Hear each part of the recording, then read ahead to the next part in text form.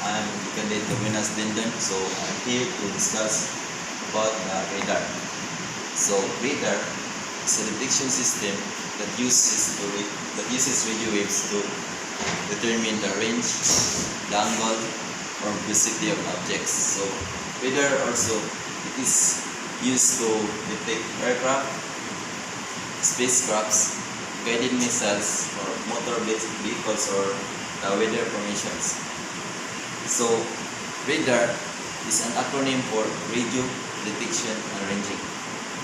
A radar system usually operates in the ultra-high frequency or the UHF or microwave part of the radio frequency or RF spectrum, and it is used to detect the position or to locate the position of the vessel or the movement of an